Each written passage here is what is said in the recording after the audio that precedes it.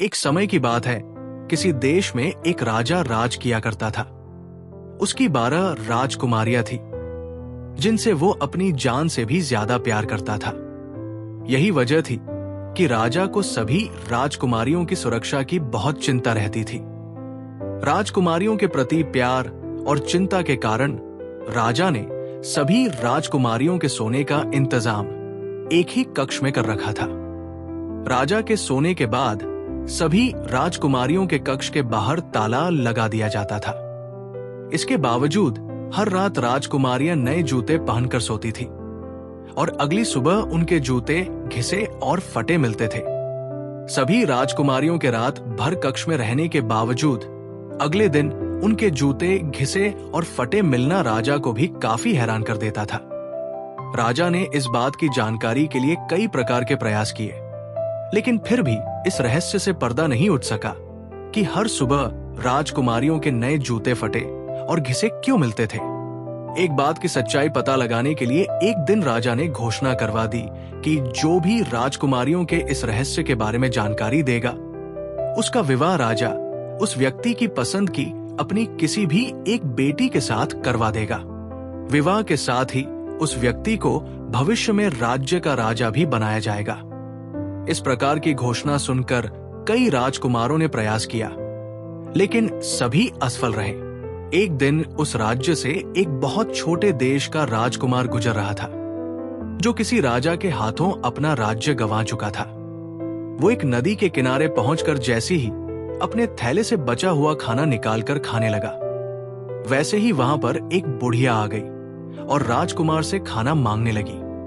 राजकुमार ने बिना कुछ सोचे अपना भोजन उस बुढ़िया को दे दिया। बुढ़िया ने खाना खाकर उसे उस राज्य की घोषणा के बारे में बताया और जाते जाते उसे एक जादुई चोंगा दे गई। उस जादुई चोंगे की खास बात यह थी कि जो भी उसे ओढ़ता वो गायब हो जाता था। राजा की घोषणा सुनने के बाद राजकुमार वो जादुई चोंगा लेकर राज दरबार पहुंच गया। उसने राजा से घोषणा को पूरा करने की आज्ञा मांगी। राजा ने ये कहते हुए आज्ञा दे दी कि इसके पहले जिसने भी प्रयास किया वो असफल रहा और उसे मृत्यु दंड दिया जा चुका है। राजा की बात सुनकर राजकुमार ने कहा कि कोई बात नहीं, उसे ये शर्त मंजूर है। फिर राजा ने उसे राजकुमारियों के बगल वाला कक्ष सोने के लिए दे दिया और उसके खाने पीने का बढ़िया इंतजाम किया गया। जब रात हो चली तो सोने के वक्त सबसे बड़ी राजकुमारी एक जूस से भरा गिलास लेकर आई। राजकुमार ने जूस ले लिया और राजकुमारी वहां से चली गई। राजकुमार ने जूस नहीं पिया और खिड़की से फेंक दिया। कुछ देर के बाद सोने का नाटक करने लगा। जब राजकुमारियों को लगा कि राजकुमार सो चुका है, तो सभी राजकुमारियां कहीं जाने की तैयारी करने लगी। इस बात का आभास होते ही राजकुमार ने चोंगा ओढ़ लिया और सभी राजकुमारियों पर गायब होकर नजर रखने लगा। राजकुमारियों के कमरे में जाकर राजकुमार ने देखा कि सभी राजकुमारियां सज धज कर कमरे के बीच में गोला बनाकर खड़ी हो गई और कुछ गुनगुनाने लगी। तभी कमरे के बीचों बीच अचानक एक गड्ढा नजर आने लगा, जिसमें से सभी राजकुमारियां एक जादुई स्थान पर चली गई। राजकुमारियों के पीछे पीछे राजकुमार भी चला गया। वहां पर 12 राजकुमार उनका इंतजार कर रहे थे। सभी राजकुमारियां उन राजकुमारों के साथ जंगल की ओर जाने लगती हैं।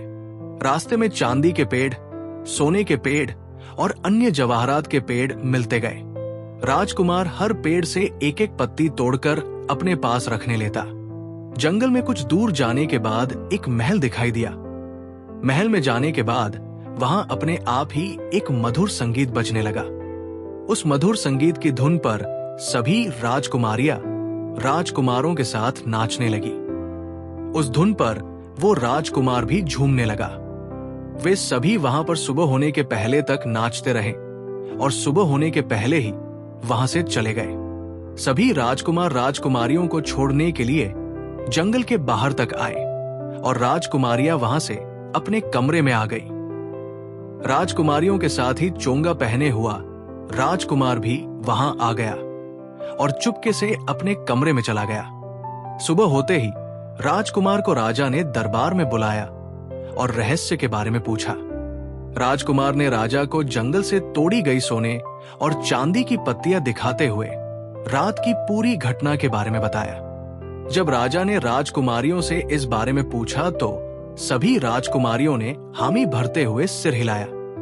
इस बात को सुनकर राजा ने राजकुमार की शादी उसकी पसंद की सबसे छोटी राजकुमारी के साथ करवा दी और उसे उस राज्य का राजा बना दिया।